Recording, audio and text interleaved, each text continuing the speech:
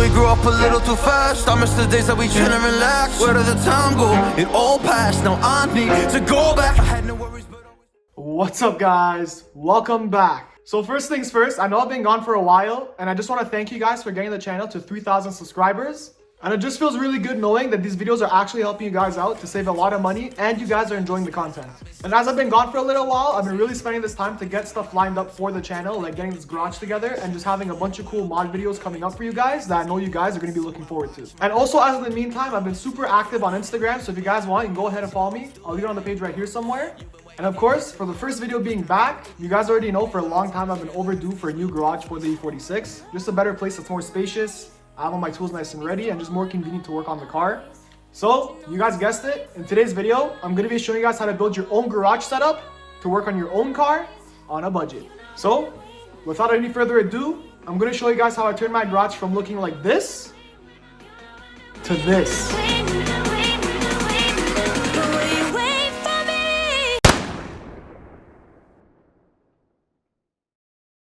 Alright guys, so I went ahead and I started painting the bases of each wall. I went ahead and I picked up a black color and I picked up a black concrete paint because the bases for my garage, I'm not sure if you guys' garage is going to be the same way, but the bases for my garage are actually made from concrete. So I went ahead, picked up some concrete paint just so I could paint the bases of it. And I went ahead and I'm almost done this portion of the wall right here. And then we can complete off the base. So now that I have the first layer of the base done, I'm going to go ahead and add probably 1 or 2 more layers depending on how patchy it looks. But I basically just want to get that nice smooth finish so it doesn't look patchy at all in any way. And then from there, I'm basically just going to start prepping the wall for paint. So I'm just going to fill out any holes, any screw hole gaps that I see. Try to get the wall nice and smooth as much as I possibly can at least. So after I filled up all the gaps and imperfections in the wall, I hopped straight into painting the wall because I was super excited to see how it would look.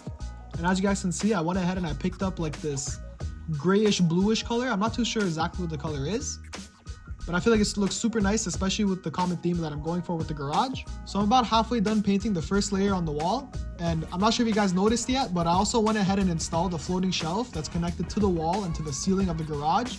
I followed some really good and detailed DIYs that were uploaded on YouTube by another couple of content creators, and those videos really helped me out, so shout out to you guys. After I got the ceiling painted, I went ahead and I went back down and I went and started the second layer of paint for the walls and the ceiling again.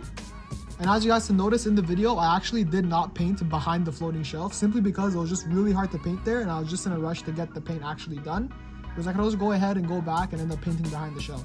But so other than that, the second layer is now done and just this looks so much better than what it was. Considering how that wall used to look and now how good it looks, is just night and day difference. Like guys, I'm so impressed by just what a simple paint can do. Now that I let the paint dry, I'm gonna go ahead and start installing the wall designs that I picked up off Amazon. I'll leave them in the link in the description if you guys are interested.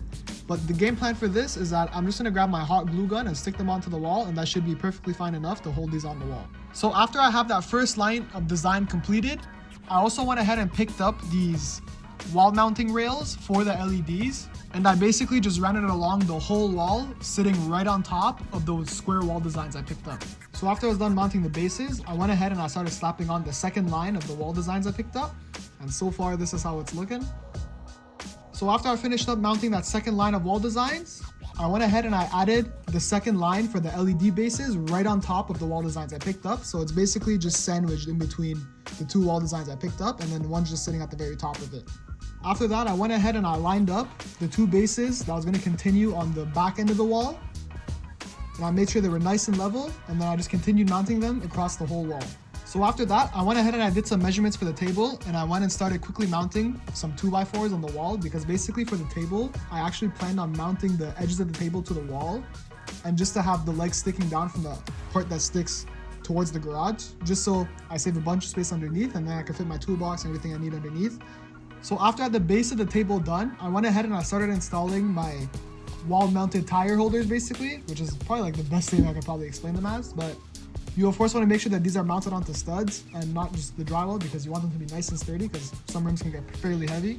So after the tires are mounted, I went ahead and I picked up some concrete degreaser, which I picked up from Home Depot, and it's basically just a garage floor cleaner.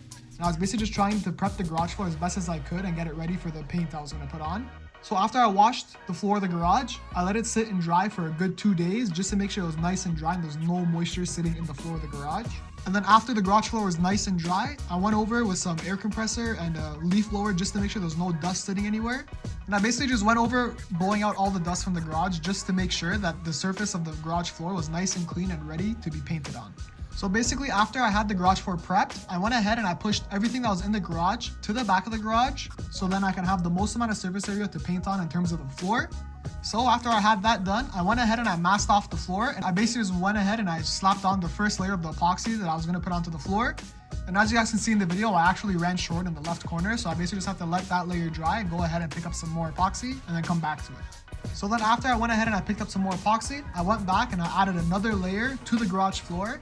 So even after the second layer, the floor was still looking a bit patchy to me, so I actually ended up going back to Home Depot and picking up another can of the epoxy.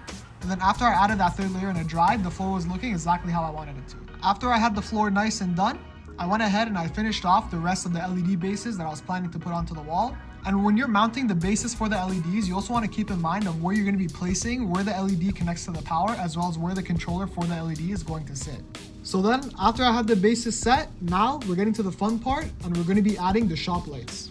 So I went ahead and picked up a set off Amazon that basically comes with these 8 shop lights, and the game plan is to add 2 on each wall and then to add 4 on the ceiling.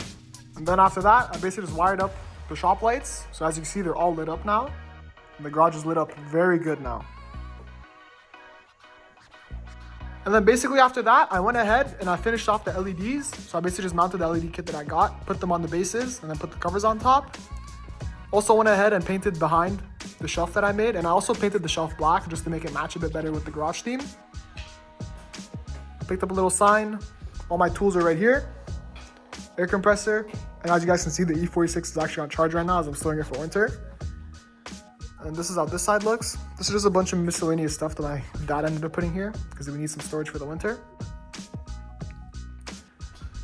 But yeah, this is basically how the garage looks as a final product. It's so well lit in here, and just that table right there is so convenient to work on things. This floating shelf is also extremely convenient because I get to store a lot of stuff. I'll still be able to have a lot of foot space. And then other than that, this is basically the garage, guys.